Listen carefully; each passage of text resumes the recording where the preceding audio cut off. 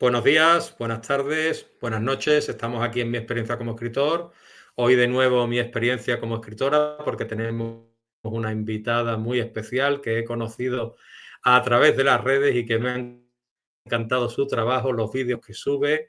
Tiene varias obras publicadas y quería saludarla antes de presentarla. ¿Qué tal, Rosa? ¿Cómo estás? Hola, encantada de estar aquí. Muchísimas gracias, Leo, por esta invitación. Es un placer y un honor estar aquí hoy contigo. Pues muchísimas gracias porque ya te digo que me ha encantado el trabajo que haces y que hayas aceptado mi invitación. A mí me ha hecho especialmente contento porque gente como tú, profesional, y que puedas darnos una visión de la escritura, de la literatura diferente y además de la educación y de la psicología, pues se encuentra a poca mano y que hayas tenido la amabilidad y la humildad de venir aquí, a mí me fascina y te lo agradezco muchísimo, ¿vale? Muchas gracias a ti, de verdad. Y enhorabuena por Eh, el programa, que me encanta. Gracias, gracias. Te presento, ¿vale? Más formalmente para que te conozca nuestra audiencia.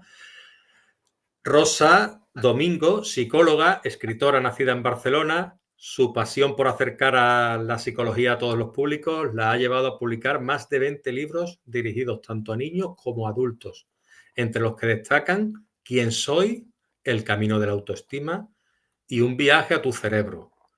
Hoy conversaremos con ella sobre su trayectoria, la importancia de la educación en la infancia y cómo la psicología puede ser una herramienta clave en el desarrollo personal. Rosa, lo dicho, encantado de tenerte entre nosotros y quería preguntarte para comenzar, ¿qué te motivó a ti a combinar tu formación en psicología con la escritura? Pues mira, lo que más me ha motivado realmente es que la psicología ha evolucionado muchísimo a un nivel académico. Existen estudios, libros de ensayo, existen investigaciones muchísimas, pero veo que no se llega, todo este conocimiento no llega a las personas. Al final, de lo que se trata es de que las personas nos podamos beneficiar de todos estos estudios que se hacen en la psicología.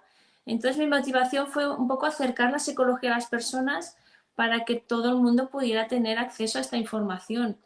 Y cada vez veo que es más necesaria tener esta información porque el mundo en que vivimos cada vez es más complejo y veo que el tema psicológico, el tema de la educación emocional es como una asignatura pendiente que tenemos las personas.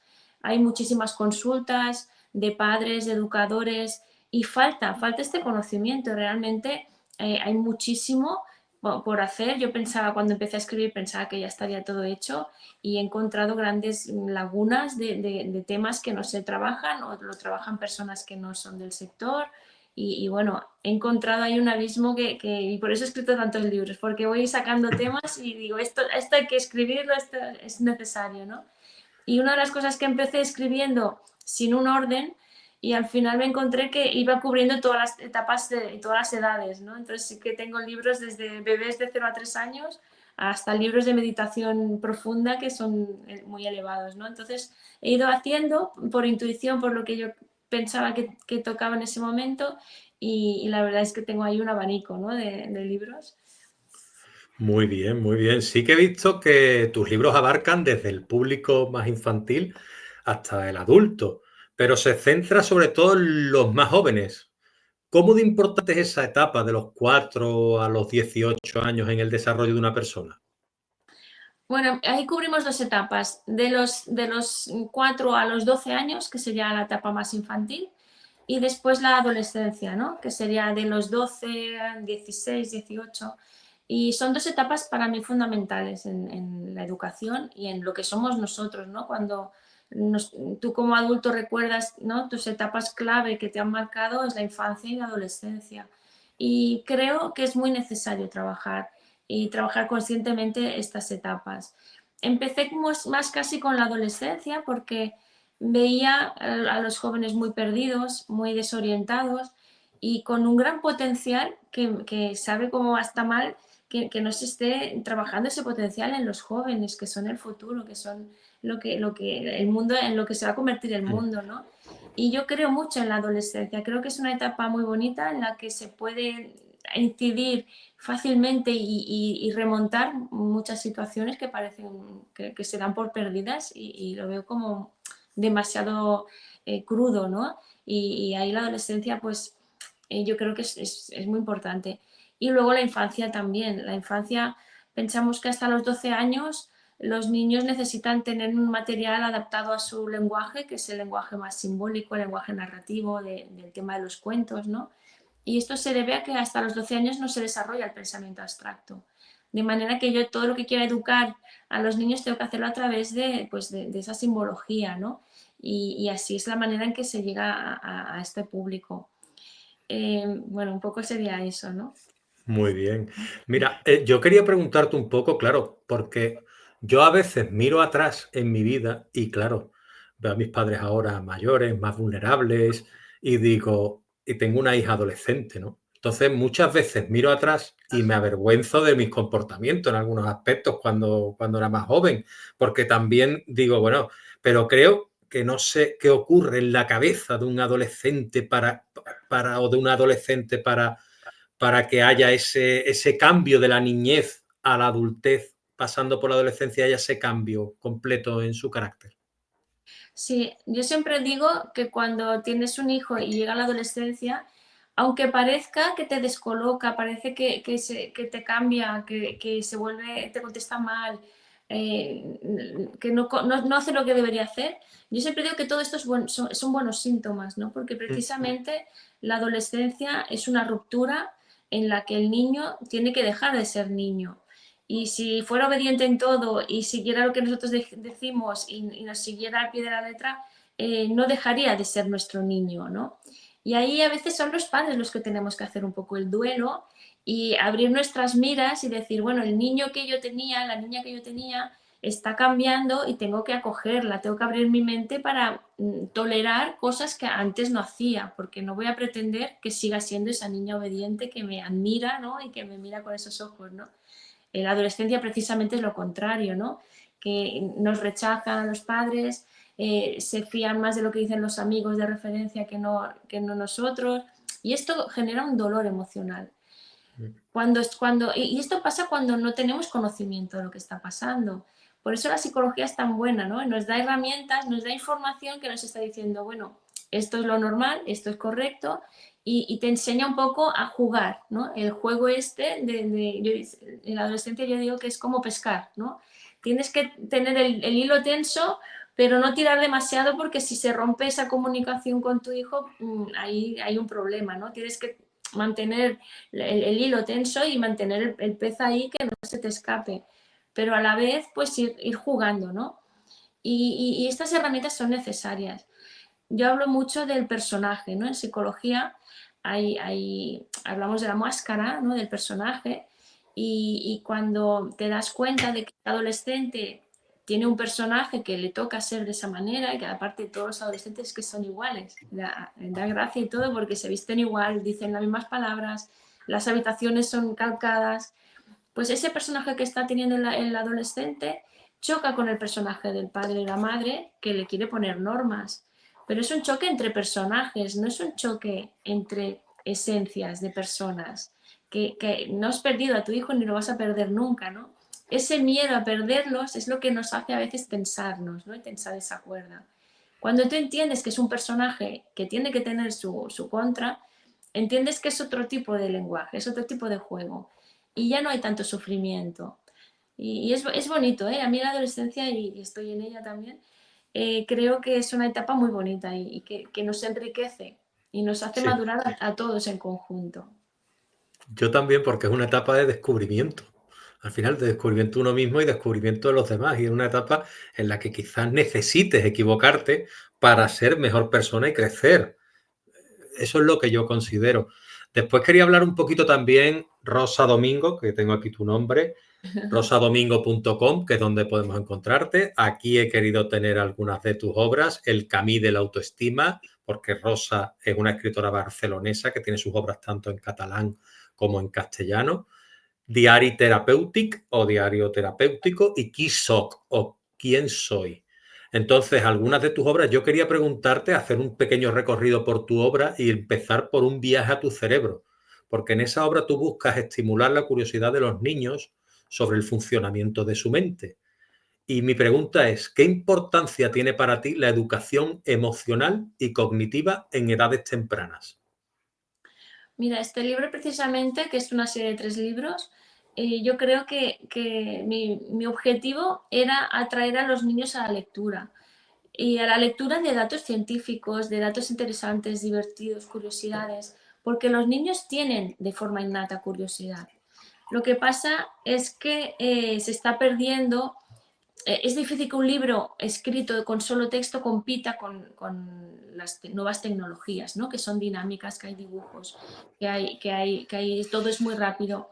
Y de alguna manera la motivación era dar una información que yo creo que es muy importante, que es la educación emocional y la educación sobre cómo funcionamos nosotros, de autoconocimiento, a través de unos libros que sean divertidos, dinámicos, con muchos colores. ¿Por qué es importante? Porque podemos empezar a trabajar el autoconocimiento desde edades muy tempranas y cuanto antes lo trabajemos, antes sabrán los niños qué les está pasando. Nosotros venimos aquí a este mundo, nacemos y nos pasan muchas cosas diferentes, ¿no? Tenemos muchos estímulos, tenemos opiniones de los demás, pensamientos internos, pensamientos externos. Todo eso es como una nube y necesitamos una estructura donde poder colocar qué está pasando en cada momento. Y eso es el autoconocimiento, saber que esto es una emoción, saber que esto es un pensamiento, saber que esto es una creencia. Esto no te soluciona ningún problema de por sí, pero sí te dice dónde colocas eso y qué es lo que te está pasando.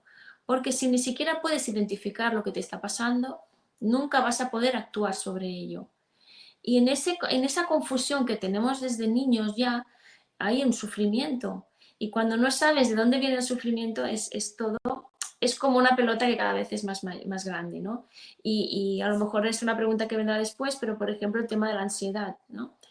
Todo el mundo tiene ansiedad, todo el mundo nos ponemos nerviosos, porque este mundo cada vez es más exigente, te pide ser más perfecto, te pide que lo hagas todo bien. Estamos en una era del positivismo, ¿no? Todo el mundo es feliz, todo el mundo está bien, todo el mundo habla bien. Entonces, en esto se genera una ansiedad.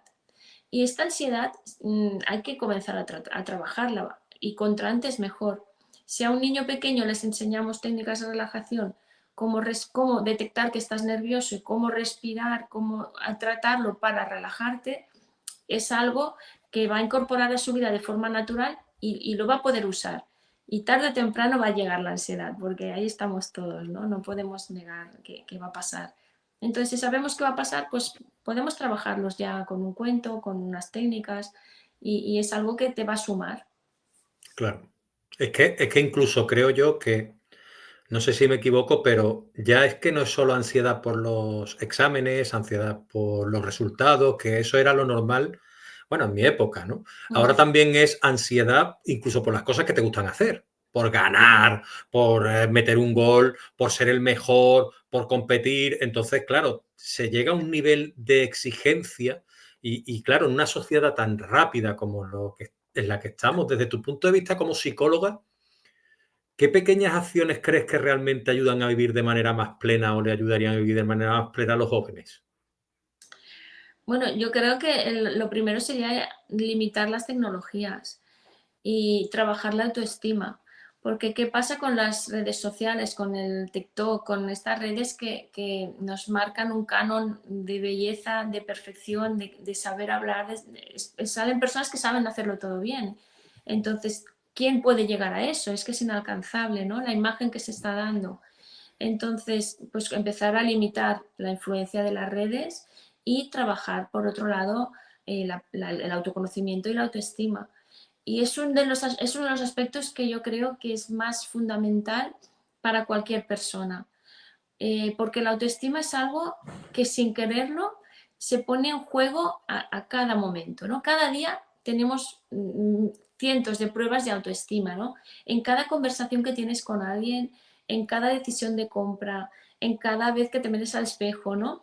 La autoestima se pone en juego constantemente y es algo que hay que trabajar constantemente. Hay que ser muy consciente de cuando estás anteponiendo la opinión de los demás sobre ti antes que ponerte tú por delante de la opinión de los demás, ¿no? Y en ese balance, en ese juego, Si no hay conciencia es muy fácil caer en ello, porque estamos muy expuestos, estamos muy influenciados. Entonces, bueno, es un tema que es importante tenerlo presente y ser consciente de en qué punto estás para poder ir mejorándolo, ¿no? Yo recuerdo mientras escribía, por ejemplo, el libro este del Camino de la Autoestima, que es una novela en la que una chica de 15 años acude a psicoterapia y la psicóloga pues la va guiando en este camino. Y una de las recomendaciones es pues que escriba un diario de lo que va haciendo cada día. Y yo escribí el libro y pensé, voy a tener también yo que escribir el diario, porque hay cosas que tengo que ir ajustando también, porque es un trabajo diario, es a la que te relajas un poco, dices, mira, ya he perdido aquí un punto, ¿no? En asertividad, ya no he dicho, en esta situación ya no he dicho lo que yo pensaba, sino que he querido agradar a otra persona, ¿no? También decir que en este trabajo a veces no tenemos el día y yo siempre digo, hay días que no tienes la fuerza de luchar por tu autoestima y ese día te relajas y dices, mira, voy a hacerlo fácil, ¿no? Porque no tengo esa fuerza para mantenerme yo. Pero soy consciente de que lo estoy haciendo, ¿no? Y estoy dejando. Y es algo que es interesante y todas las personas debemos trabajar, no hay excepciones, ¿no? No es mejor una persona que no se lo trabaja frente a otra que sí, ¿no? Entonces, bueno, aceptar también esa vulnerabilidad que todos tenemos. Tú, aparte de diario terapéutico que hemos hablado antes, tienes otros diarios publicados. Háblame, no quiero que me los menciones porque creo que son 5 o 6 y quiero que me menciones cada uno de ellos y en una pequeña frase me digas para qué sirven. Sí. Mira, creo que el primero que escribí fue Diario de Sueños y es un Ujú. diario para aprender a interpretar los sueños, que ahí se abriría otro tema, pero como hacemos resumen, digo, solo digo eso. Después escribí Diario Consciente, que es un diario para hacer balance, para tomar conciencia y estar en el presente, ¿no? Porque a veces se nos va un poco en demasiado para el pasado hacia el futuro. Sí, Después tengo el diario terapéutico, que es un diario que aplica el método cognitivo-conductual y es un diario de terapia breve estratégica. Es terapia breve en el cual es un diario que se usa mucho en psicoterapia y era un poco herramienta para la gente que había hecho este proceso de cognitivo-conductual, pues que pudieran usarlo. Después me surgió la idea de hacer un diario de retiro, que es para las personas que hacen un retiro, porque a mí me ha pasado que vas a ese retiro, tienes muchas experiencias, muchas reflexiones, llegas a muchas conclusiones, pero cuando acaba el retiro vuelves a tu rutina y es como que no ha pasado nada, ¿no? Pues para dejar un poco constancia de lo que ha surgido ahí y darle un poco de peso. Y el último que he hecho es más que un diario, bueno, es una guía pautada y es el método Kintsugi, que es un método para un poco inventado, bueno, creado por mí, en el que se usa el arte del kintsugi, que es un arte japonés en el que reparan la cerámica rota con oro. Vale, entonces yo he hecho un poco la simbología de esto a la reparación emocional, dando significado a la herida, ¿no? Decorar con oro en este caso sería dar un significado a esa ruptura y siendo conscientes de que esa herida nos ha hecho ser la persona que hoy somos. Y eso es oro, porque es un aprendizaje muy valioso, ¿no? Que viene de las heridas. Y es una guía pautada de 50 días, ¿no? Y cada día hay un ejercicio y se va trabajando. qué bonita esa filosofía oriental japonesa de lo que es la reparación con oro para que se vean esas fracturas, esas cicatrices, esas heridas de guerra, llamémoslo así, y que representan que has superado ciertos obstáculos y que están ahí, que en realidad son bellas, que en realidad no tienes por qué tú avergonzarte de esas heridas, al revés, tienes que mostrarlas al mundo porque es una muestra de respeto hacia ti mismo, que es lo que tú hablabas un poquito de la autoestima antes, de querernos a nosotros mismos, porque estamos en un momento que es que tenemos demasiado en cuenta la opinión de los demás, con lo que tú decías, creo, con las redes sociales, con todo esto, que si estoy tal, que si estoy cual, intentar aparentar. Yo creo que todo esto es un poquito lo que creo que tú querías decir. Pero yo me pregunto, iba un poco ahora que hemos hablado de tus diarios, yo quería preguntarte, porque claro, quienes hemos ido al psicólogo, porque yo he ido, siempre una pregunta recurrente que me he encontrado ha sido, ¿tienes un diario? ¿Por qué es tan importante un diario de tu infancia o un diario de que tú escribas un diario para llevar a cabo una investigación en tu caso sobre una persona y su psicología o su mente o como queramos decirlo? Podríamos hablar mucho de este tema, pero principalmente el diario es tu diálogo interno. Entonces, estamos muy acostumbrados a tener una mirada hacia el exterior, ¿no? Y cuando vamos viviendo, vamos valorando, ¿no? Vamos diciendo, mira esto, ¿no? Esta persona cómo es, mira esta situación. La mirada es hacia afuera. Pero lo que necesitamos para conocernos a nosotros mismos y saber lo que queremos en esta vida es una mirada interna, una mirada hacia nosotros mismos. Y el diario es la herramienta más fácil que podemos usar para hacer esto, ¿no? Es la mirada introspectiva, que es lo que necesitamos para saberlo, explicarnos a nosotros mismos lo que queremos, lo que deseamos, lo que nos preocupa y poniendo palabra a todo lo que nos pasa sobre nuestro pensamiento interno, podemos empezar a desgranar, ¿no? Y a hacer consciente pues, ciertas emociones, a hacer conscientes ciertas dificultades, poniéndole nombre. Poner nombre no es otra cosa que pasar de la emoción inconsciente a la razón consciente. Y en ese proceso es donde se produce la sanación, ¿no? Realmente los psicólogos lo único que hacemos en terapia es que la persona llegue a sus conclusiones, que se dé cuenta de lo que está pensando, de lo que está sintiendo y poniendo orden a todo eso, ¿no?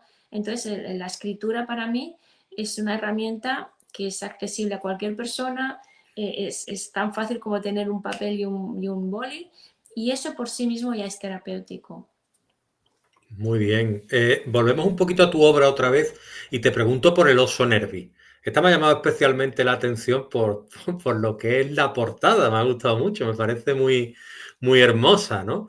Y va dirigido a infantes entre 4 y 12 años y ahí introduces técnicas de relajación para niños.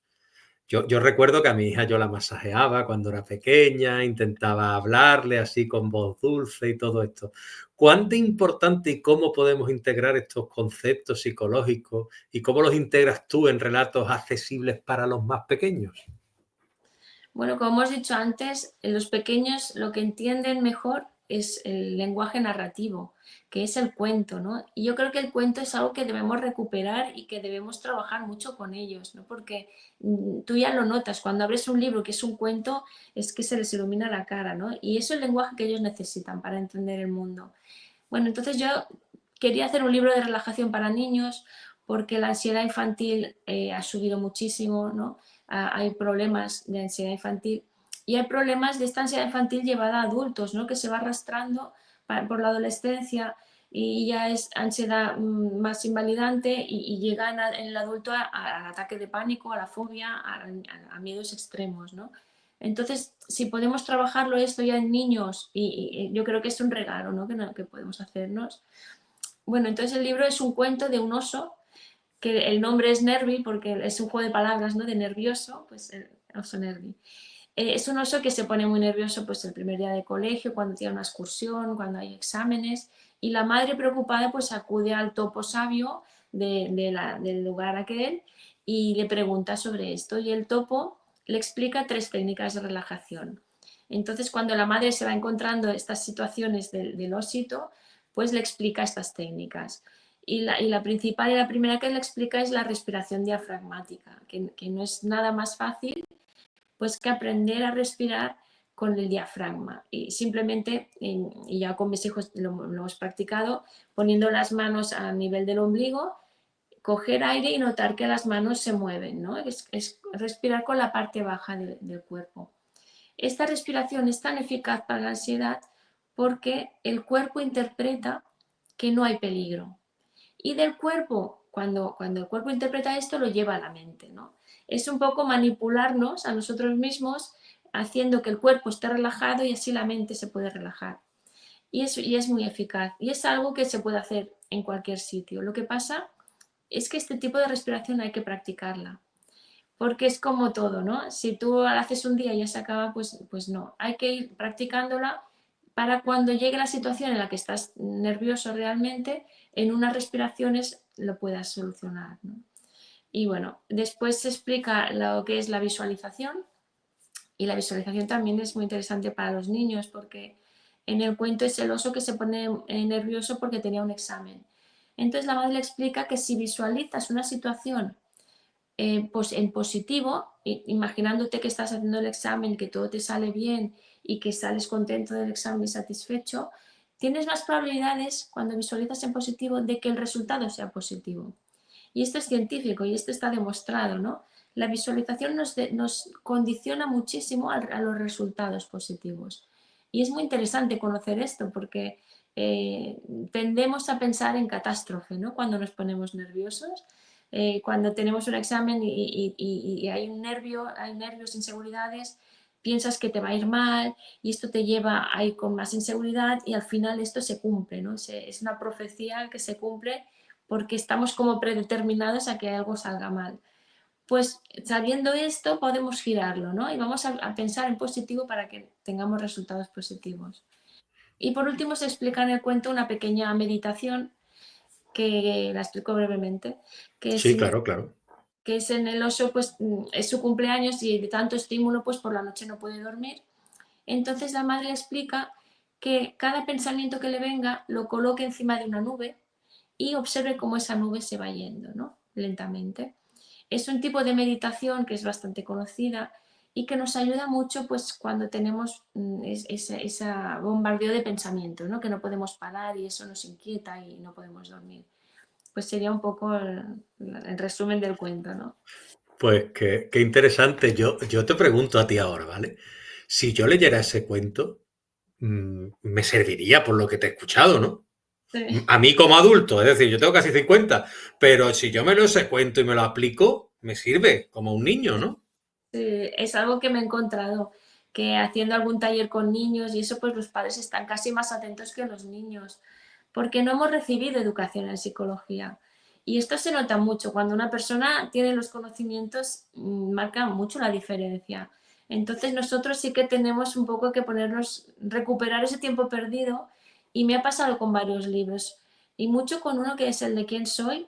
Es un libro que es novela, que es una madre que explica psicología a la hija y me he encontrado que los padres lo leen primero y, bueno, les encanta y después se lo dan a los hijos para que lo lean, ¿no? Incluso terapeutas me he encontrado que les iba bien, porque es un libro que se explica muy fácil, como está pensado para a partir de 12 años, el lenguaje es muy sencillo, son diálogos y está explicado muy sencillo, pero sí que se profundiza en la psicología. Y me ha pasado mucho que los adultos lo aprecian mucho estos libros, sí. Sí, sí, sí, sí. Es que lo cuentas de una manera que ya te digo que interesa y estoy seguro de que sería, como yo digo, muy nutritivo leerlo. Ahora bien, te quería preguntar, ya que hemos engarzado, fíjate que bien has engarzado tú las dos respuestas, porque yo te iba a preguntar también sobre tu libro ¿Quién soy? Porque aborda el autoconocimiento y el crecimiento personal en los más jóvenes. Entonces, ¿qué desafíos enfrentan hoy en día los adolescentes en este proceso y cómo puede la literatura asistirlos? Sí, mira, yo precisamente este libro lo escribí cuando mi hija tenía 12 años y éramos nosotras, eran diálogos de cosas que le podían pasar a ella, ¿no? Hay parte de realidad, parte de ficción, ¿no? Pero, por ejemplo, uno de los capítulos es la dicotomía entre vocación y profesión, ¿no? Uno de los grandes retos de esas edades, porque tienen que decidir a qué se van a dedicar, qué les gusta, pero si eso que les gusta les da dinero para vivir. Bueno, en esa dicotomía pues te pone unas pautas, ¿no? Otro tema que surge, que es muy, muy normal, el tema de una pesadilla, ¿no? Pues la niña tiene una pesadilla por las noches y la madre aprovecha eso para explicarle pues cómo funciona la mente, el inconsciente, que los sueños qué significan, que representan unos miedos, que te están dando unas señales para que lo trabajes. Se trabaja también el tema de los niveles de conciencia, que igual es más extenso de explicar, que no daría mucho tiempo. Se trabaja, por ejemplo, también qué son las creencias y qué son los valores, ¿no? La diferencia entre ellos, cómo saber cuáles son tus creencias, porque eso a veces llegamos a adultos y ni siquiera sabemos cuál es nuestro sustento, cuál es nuestra guía, ¿no? Vital. en los valores, ¿no? Que cómo se heredan de la familia, que tenemos 2 o 3 valores principales en nuestra vida, cómo saberlos, ¿no? Qué preguntas hacer para saberlos. Y también hay un test en el libro porque se habla del tema de los arquetipos, del inconsciente colectivo. La madre explica pues, que hay este inconsciente colectivo y que tenemos un arquetipo dominante, y entonces le da un test para que Abby pueda saber cuál es su arquetipo dominante, ¿no? Una herramienta de autoconocimiento. Bueno, es un libro muy completo y que trata muchos temas que son, yo creo que tendrían que saber, que todo el mundo tendría que saberlo todo esto, ¿no? Pero pasa esto, que no hemos recibido esta información en nuestra adolescencia y a lo mejor tenemos que ponernos al día ahora, ¿no? Pero para mí son muy básicos y todo el mundo debería conocer. Lo que pasa es que no es así. Yo creo que has dado totalmente la clave en que deberíamos estar más formados en psicología cuando somos pequeños y en economía de la casa. También. Hay mucho, yo lo escuchaba un economista, es decir, en un programa de Jesús Quintero, muy admirado por mi parte, lo preguntaba a un señor y lo decía el señor, dice, a ver, las mejores economistas son las amas de casa, porque con un sueldo de 1.500 euros tienen que hacer la compra, dividirla, darle a los niños para salir, la paga, lo otro, no sé qué, y que les dé a final de mes. Con lo cual, la economía de la casa, desde mi punto de vista, es una cosa que deberían dar en las escuelas y en los institutos y decir, vamos a ver cómo llevamos una casa. En la casa hay 3.000 euros y hay 2 adultos y 2 niños. ¿Cómo se lleva esto cuando, y hacer una bolsa de tanta tecnología como hay, vamos a hacer una bolsa digital de los precios y vamos a hacer una economía y saldrían los niños, creo yo, mucho más preparados para la etapa adulta en ese aspecto, pero eso son cosas mías y mis cositas, ¿no? Pues lo mismo a nivel psicológico, ¿no? Si en una casa hay una cultura de tener esa economía y distribuir los bienes de la casa con una conciencia, en esa familia no va a haber carencias, porque va a haber una conciencia. Del mismo modo, a nivel psicológico, ¿no? Si hay una cultura de hablar los problemas, de una gestión emocional, si los padres saben cómo actuar en cada momento, eso lo van a heredar los hijos, ¿no?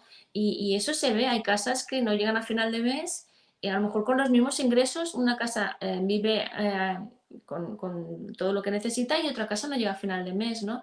Entonces, a veces no es el ingreso del dinero en sí, sino la gestión que hacemos de forma consciente, ¿no? Y de forma informada, porque vamos a veces un poco ahí sin saber, ¿no? Sin tener un orden. Y también hay una cosita, porque antes has hablado de todos los diarios que tú has escrito.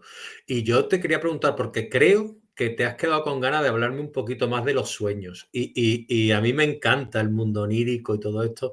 A mí me fascina todo eso. Y creo que tiene mucha imagen lo que tú hablabas, el inconsciente, subconsciente, cuando dormimos, esa olla a presión que salta. Es decir, yo cuando tuve problemas de sueño, es cuando me saltó el cerebro por los aires y es cuando necesité justamente ir a terapia porque no descansaba, tenía el cerebro en ralentí. Yo lo comunicaba como era un ordenador encendido que tú escuchas o un coche que dice tú, no está funcionando, pero sí. Y al final no terminaba de conectar nunca con el sueño. Y al final tenía problemas pues de una especie de insomnio, ¿no? Cada cierto tiempo te tenías que levantar, volverte a acostar y nunca dormía del todo. Entonces, mi pregunta es, háblame un poquito más de ese diario que hablas tú de los sueños, por favor. Sí, mira, cada noche soñamos y cada mañana lo ignoramos todo lo que ha pasado por la noche, ¿no? Todos esos mensajes de la mente. Yo siempre digo que cuando soñamos, esa representación que se nos surge, que es como una película, tiene un significado. Y ese significado, si buscamos lo que significa, nos está dando mensajes para nuestro propio crecimiento personal. Y eso es muy interesante, porque a veces buscamos, ¿no?, hacer talleres de crecimiento personal o buscamos unas herramientas fuera de nosotros, cuando tenemos una de forma natural del propio organismo que se está regulando, ¿no? Y fíjate que cuando más nerviosos estamos o preocupados por algún tema, es cuando surgen las pesadillas, cuando surge el malestar en el sueño, ¿no? Entonces hay una correlación. El sueño, si lo interpretas, te da una información que es para ti, es personalizada y que te da como la clave, la solución de los problemas que tú puedes estar teniendo, ¿no? No siempre es así, ¿no? Hay tipos de sueños también, eso hay que decirlo, ¿no? Que a veces soñamos con cosas que nos han pasado el día anterior, por relación de ideas, pero muchas veces hay esos sueños recurrentes, hay esos mensajes que notas que te están diciendo algo, ¿no? Que hay algo extraño ahí y la verdad es que es muy interesante. Entonces yo siempre recomiendo pues tener en la mesita de noche un diario y nada más levantarte pues anotar lo que has soñado, lo que recuerdas. Contra más vas practicando esta técnica de anotar los sueños, más acceso vas teniendo a ellos, porque de alguna manera es como ir al gimnasio, ¿no? A medida que vas practicando, pues ese músculo se va haciendo más grande. Y sí que es verdad que se recomienda escribir el sueño nada más despertarte, porque solamente que te levantes y hagas cualquier otra actividad, ya se olvida prácticamente todo, ¿no? La información. Entonces, bueno, es una herramienta que hay más de crecimiento personal y autoconocimiento. El sueño, decir que usa un lenguaje simbólico. El lenguaje simbólico es un lenguaje universal en el cual hay unos elementos que son comunes a toda la cultura. Por decirle el más típico que siempre se me ocurre es el agua, ¿no? El agua simboliza las emociones y lo simboliza en todas las culturas. Ahora, ¿qué quiere decir soñar con agua? Pues depende. Si sueñas con agua que está tranquila en un lago tranquilo, pues es sensación de paz, pero si sueñas con agua que se desborda, creo que se desborda, un tsunami, pues significa que estas emociones te están ahogando, ¿no? De alguna manera. Y sucede, con todos estos símbolos sucede igual, ¿no? El símbolo sí que podemos tener una referencia, pero para interpretar los sueños necesitamos ver en qué situación sale y cómo lo interpreto yo en ese sueño, si me genera paz o inquietud o qué sugiere allí, ¿no? Entonces, un poco resumido sería esto. Muy bien, qué paz transmites al hablar, ¿eh? Y te quería justamente, porque a mí me gusta hacer un alto en el camino para que no se me olvide las cosas importantes. Y quiero decir de nuevo, rosadomingo.com. Y me gustaría que dijeras tú el perfil o los perfiles que tienes en redes sociales para que no se me pase, porque puede parecer una cosa no importante, pero es que tú haces un trabajo y ahí están tus obras, todo lo que haces y encima haces vídeos y esos vídeos son muy nutritivos. Entonces me gustaría primero que me dijeras cómo surge esa idea de hacer los vídeos, ¿no? Y después que nos digan los perfiles, por favor. O primero los perfiles y después cómo nace la idea de los vídeos, por favor. Bueno, en realidad los vídeos son de entrevistas que me hacen así personas como tú, ¿eh? Ah, Que vale, voy a perfecto. diferentes lugares, me invitan para hablar y yo pues encantada, ¿no? Porque Qué guay. bueno, yo uso principalmente mi página web, que es, ya lo has dicho, rosadomingo.com, y principalmente Instagram, es donde más me focalizo, porque a veces no puedes abarcar demasiado. Entonces, bueno, en Instagram soy Rosa Domingo Autora, con barra baja entre medio, y quien quiera estoy encantada de que me visitéis y cualquier mensaje que escriba a la gente yo siempre contesto. Me gusta mucho atender a las personas. Pues yo no te conocía y el otro día lo hablaba también con Vicente Cortés, un cuentista que lleva más de 40 años contando cuentos, y digo, hay que ver que la de gente que hay interesante, que me gusta a mí y me gustaría conocer su historia y que os escucho y yo por lo menos me parece fantástico y digo, pienso que hay que dar más cabida a lo que es el anonimato. ¿Me entiendes? Por lo menos para mí. Y por eso, pues me gusta invitaros y me gusta que habléis de vuestra vida, de vuestra experiencia y que podamos aprender y vuestra sabiduría. En este caso, la tuya, que nos estás trasladando para vivir mejor. Y por ahí va un poco mi siguiente pregunta, porque tú tienes obras referidas a la meditación, como puede ser 365 meditaciones para cambiar tu vida. ¿Cuán importante es tomarnos un ratito para nosotros, para meditar, para dedicárnoslo en el día a día en una sociedad tan sumamente ocupada y de hoy en día en la que prácticamente no tenemos tiempo para nosotros mismos? Yo creo que es lo que marca la diferencia, ¿no? Entre vivir una vida consciente y plena o vivir una vida superficial y que te va pasando los días y no te enteras, ¿no? Los grandes maestros Zen dicen que la única manera de parar el tiempo es a través de la presencia. ¿Y qué significa esto? Pues que tenemos la mente o en el pasado o en el futuro. Y cuando la mente está en el pasado o en el futuro, no estamos viviendo, no estamos donde toca estar en cada momento. La meditación nos ayuda mucho a eso. Yo digo que meditar es cualquier cosa que hagas con la intención de meditar y con presencia. Puedes hacer meditaciones de lavarte los dientes, puedes hacer meditaciones cuando lavas los platos, cuando haces, doblas la ropa de casa.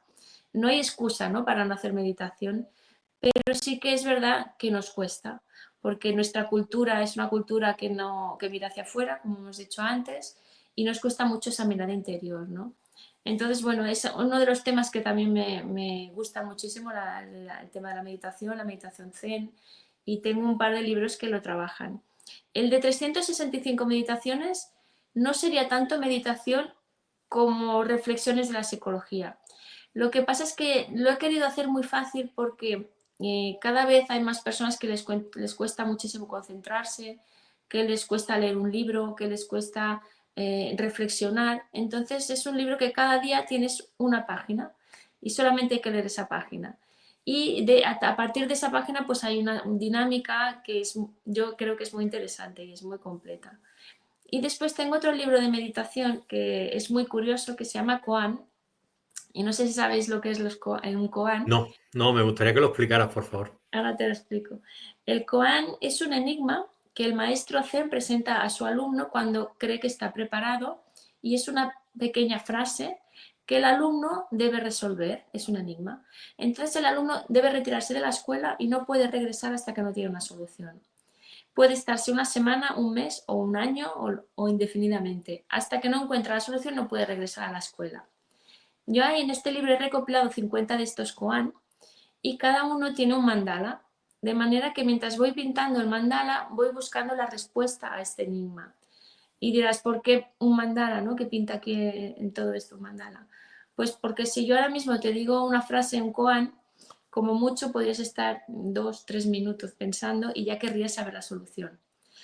Pero si tienes que pintar el mandala, pues aprovechamos que el mandala nos mantiene con mucha presencia porque estamos ahí con el pintando, ¿no?, con algo táctil que nos trae a lo físico, y aprovechamos ese momento de pintar para hacer realmente una meditación más profunda y más extensa, ¿no? Y es un libro que gusta mucho y es muy interesante porque es realmente difícil. Piensa que hay koans en este libro, que hay personas que están meditando en ellos y no han encontrado la solución, que igual llevan 10 años pensando en soluciones y no la encuentran. Son koans bastante famosos, ¿no? Y hay personas que no, bueno, que no hay una solución realmente, ¿no? Entonces es un trabajo también interesante de meditación. Sí, sí, sí, sí. Aquí, de hecho, yo he visitado tu web para ver Koan y hay 3 ejemplos de lo que podemos encontrar en el libro, que los 3 me parecen fantásticos. Uno de ellos lo voy a leer. Mientras quito el polvo del suelo, quito el polvo de mi conciencia. Sí, Piensas, ¿no? Mientras trabajas en casa, ¿no? sí, son frases así muy sencillas que no tienen una respuesta muy evidente, pero que te generan un despertar de la conciencia. Esto quiere decir que te hacen buscar respuestas y pensar de manera diferente, ¿no? Si quieres dar una respuesta rápida, a lo mejor no te va a servir, ¿no? Porque tiene que ser algo que tú vayas meditando y te irán surgiendo pensamientos nuevos. Y son muy interesantes porque te hacen ese pensar diferente, ¿no? Y ese despertar. Sí, aquí hay otro que dice, ¿cómo apagar una vela que está a miles de kilómetros de distancia? Y otro que Mm. dice que va sobre la bandera y el viento. La bandera se mueve, dijo un alumno. No, el viento es el que se mueve, dijo otro. Es tu mente la que se mueve, le dijo el maestro. Lecciones que en pequeñas frases y en pequeñas dosis son como pildoritas que te ayudan a darle carrerilla un poquito al cerebro y a la mente, ¿no? Sí. Te hacen Muy bien. como evolucionar, ¿no? Están diseñados para eso, ¿no? Para el crecimiento personal. Perfecto, porque, claro, yo quería comentarte porque es lo que tú decías, pienso yo, ¿no? Es decir, en una era en la que todo, para mí, lo vamos a hablar rápido, todo el mundo sabe de todo el mundo está al tanto de todo el mundo se va a Internet, a San Google, como yo lo llamo, y sabe de todo. Entonces, al final, escribí, ¿no? Yo sé escribir, tal, ¿no? Yo también, lo otro, no sé qué, o esto, todo el mundo se equivoca, ¿no? Aquí te equivocas, aquí lo otro, y que todo el mundo sabe de psicología, que os encontraréis muchísimo intrusismo en vuestra profesión, que todo el mundo sabe de educación, que todo el mundo que va al médico, mira no tiene ni idea. Entonces, al final, debemos huir de todo eso, ¿no? Para llegar a profesionales como tú y a profesionales que realmente te den una orientación adecuada, ¿no? Sí, el problema es que hay un exceso de información tan brutal que no sabes discriminar cuál es la correcta. Y ahí los jóvenes se han educado ya en eso. Entonces, necesitamos unas bases para poder ser críticos con lo que estamos escuchando. Y a mí me pasa mucho que yo puedo opinar sobre alguien que habla de psicología porque tengo una base, pero si yo no tengo esa base, yo me puedo creer lo que me están explicando, ¿no? Y hay una responsabilidad muy grande cuando hablamos de bienestar emocional de las personas. Entonces, sí, es lo que tú dices, ¿no? Tenemos que aprender a educar en pensamiento crítico, a contrastar la información y eso es lo que tiene valor hoy en día, porque la información en sí está, ¿no? Hay muchísima información, pero ¿cuál es la que me va a servir? ¿Cuál es la correcta? ¿Cuál es la que está para que yo la aprenda de ella, ¿no? De la que la recoja, ¿no? Y ahí está la dificultad que tenemos hoy en día.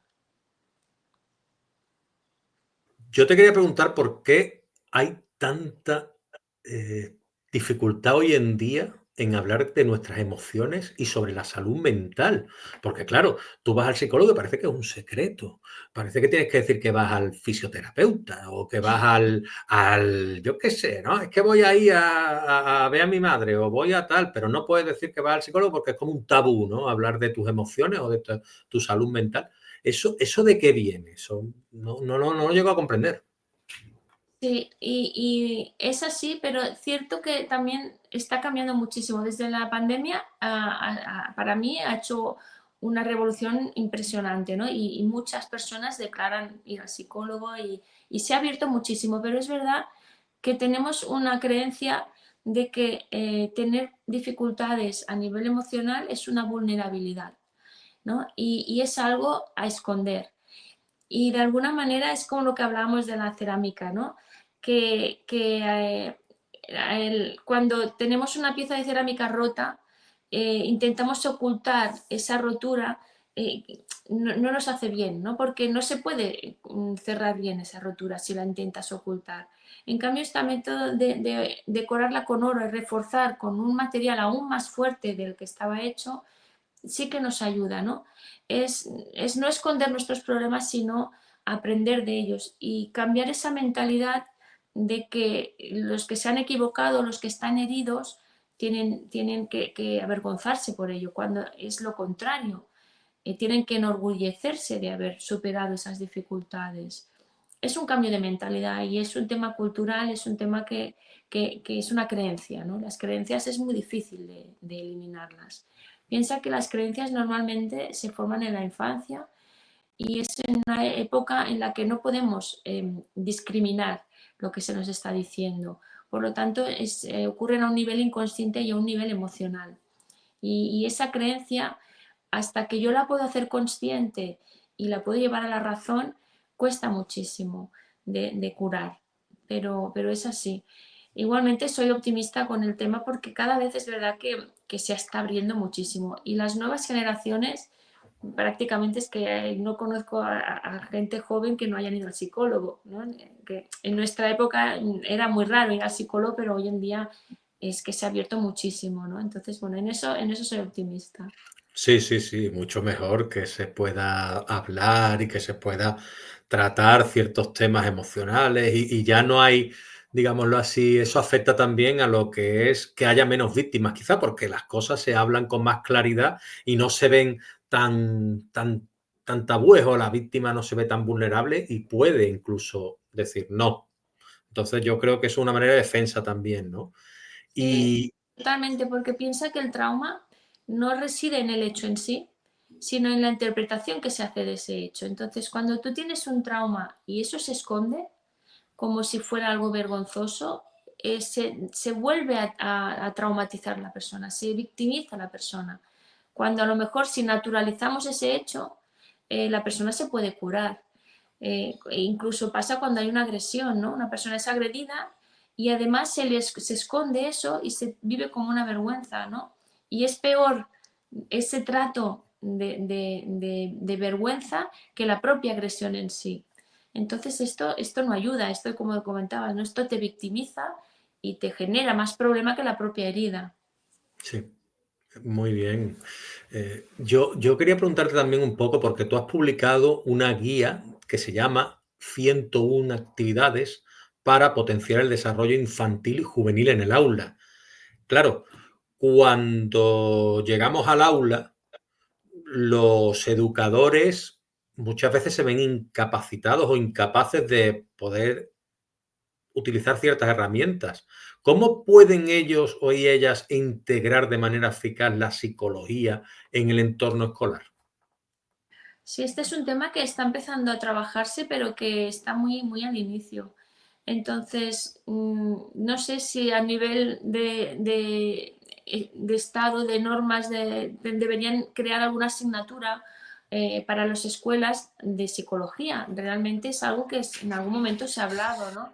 Y yo creo que sí que sería necesario trabajar este tema de forma pautada, regulada, para que todas las personas en su educación reciban unas bases, ¿no? Para trabajar esta parte emocional, esta parte psicológica que todos tenemos, ¿no?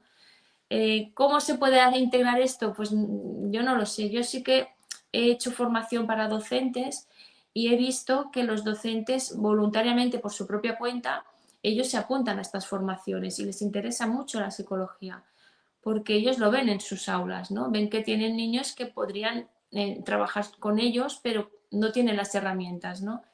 Entonces, bueno, es algo que yo creo que irá evolucionando y cada vez se irá incorporando más temas de psicología en las aulas. ¿Cómo se debe de hacer? Pues escapa un poco a mi ámbito, ¿no? Yo lo máximo que hago es pues ofrecer material, ¿no?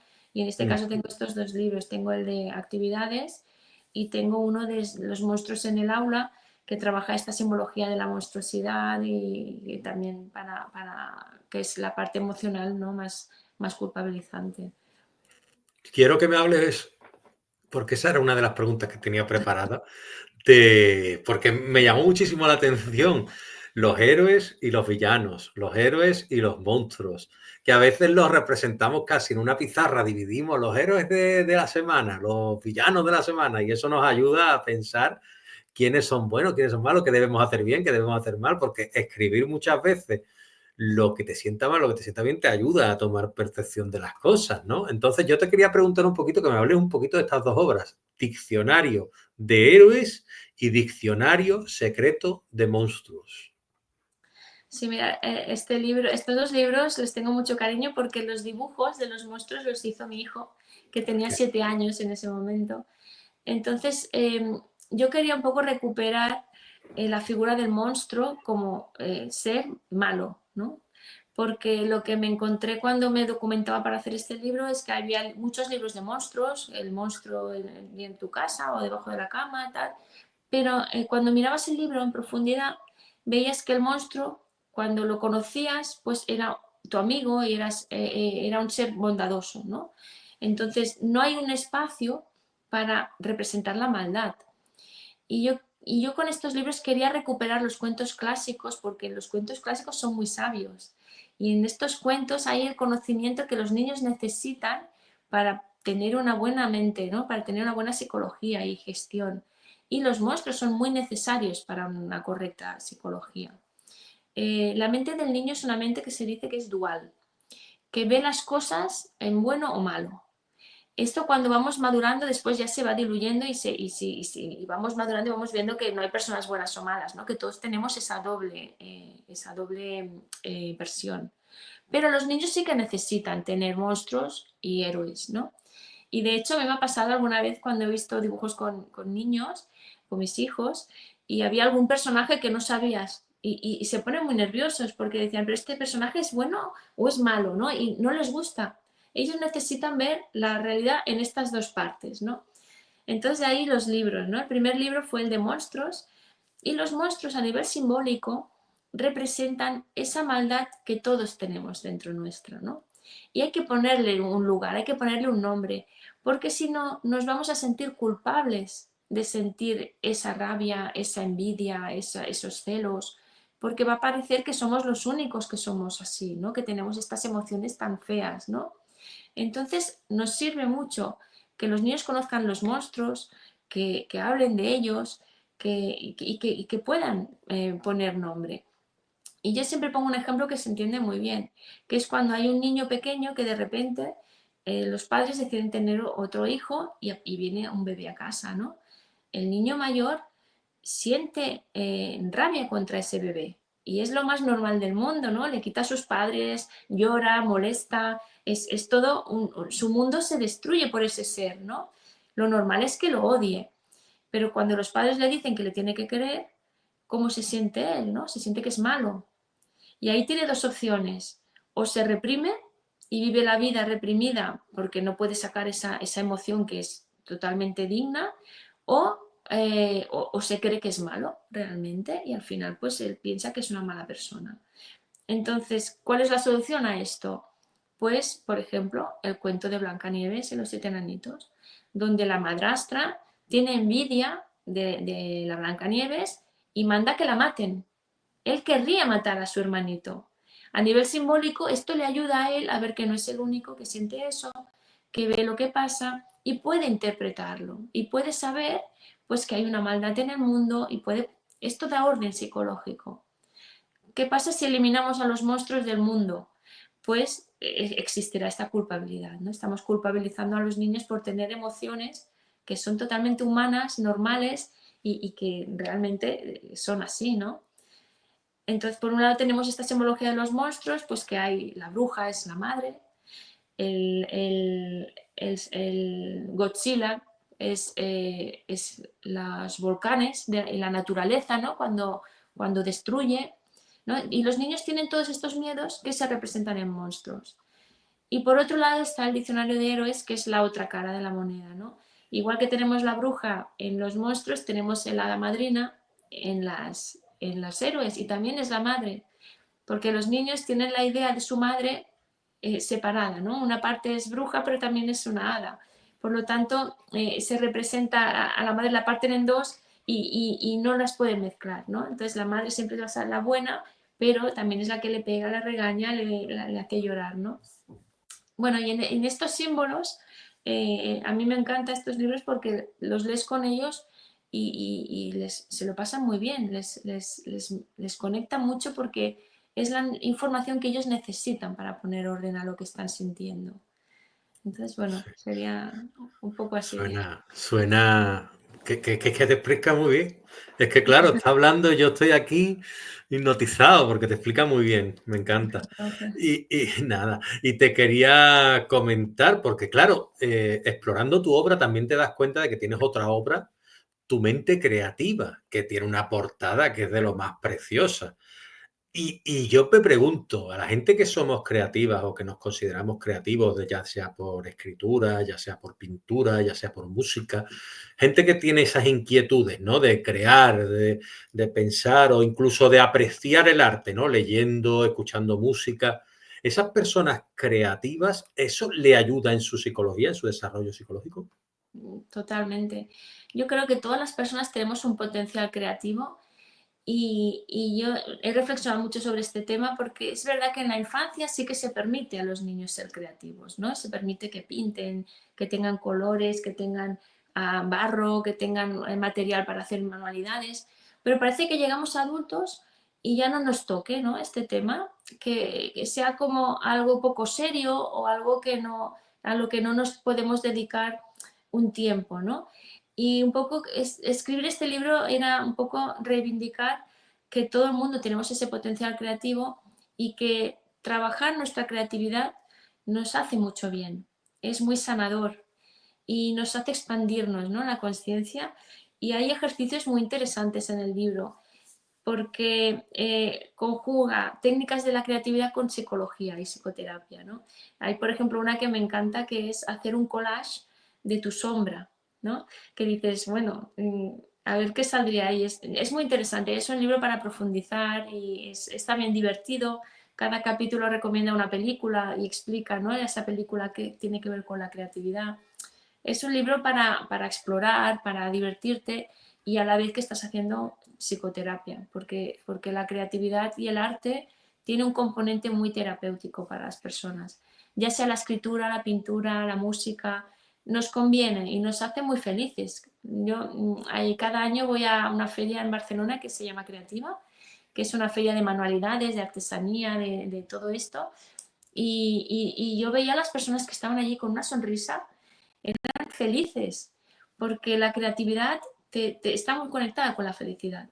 Y a veces no somos muy conscientes de ello y no le damos la importancia que le podríamos dar, ¿no? Pensando que es poco serio, pero nos puede aportar mucha felicidad a nuestra vida. Sí, definitivamente. Yo creo que cuando tú creas, a lo mejor yo me pasa, ¿no? Te creas un mundo o incluso cuando leemos, tú formas parte. O sea, es decir, hay un estudio psicológico, tú me podrás decir que sí o que no, que dice que nosotros sentimos lo que los personajes sienten cuando leemos. O incluso en la película, por eso lloramos, porque sentimos empatía hacia esos personajes. Y cuando los creamos, yo creo que del mismo modo, a lo mejor si tú tienes que deshacerte de un personaje, ¿no? O cualquier cosa, sientes esa pena de decir, es que es una creación mía y ahora lo tengo que matar porque va con la trama, porque... Y el lector siente lo mismo que tú. Entonces ahí es cuando una obra está bien escrita, ¿no?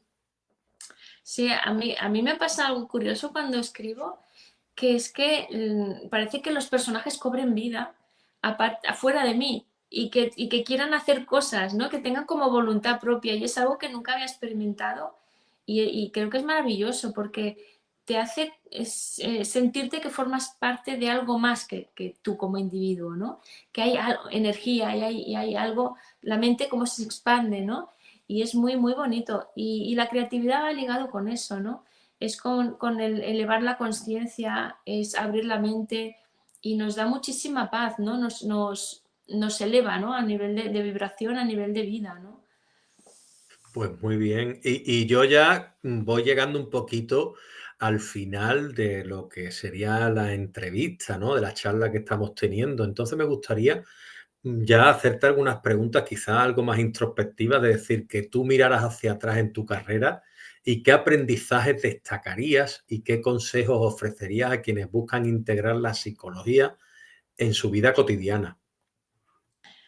Bueno, yo diría que todas las personas tenemos un potencial, tenemos la oportunidad de cambiar y a veces hay como esta creencia de que a partir de cierta edad pues ya está todo hecho, ya no puedes cambiar ni hacer cosas nuevas ni reinventarte, ¿no? Y esto es un error. Yo cuando estudiaba la carrera decían que hay ciertos aprendizajes que tenían unas edades concretas, ¿no? Decían, aprender un idioma solo podrás aprenderlo hasta los 4 años, ¿no? Bueno, eso era, después se ha visto que era una barbaridad, ¿no?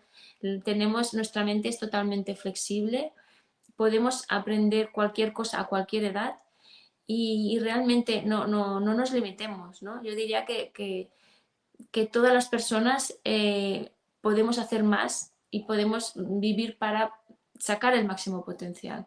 Porque ya que tenemos la suerte de estar vivos hoy, aquí y ahora, pues vamos a hacer algo con eso, ¿no? Vamos a sacar el provecho de eso y dar, ¿no? Dar todo el máximo potencial que tenemos para darle un sentido a nuestra vida.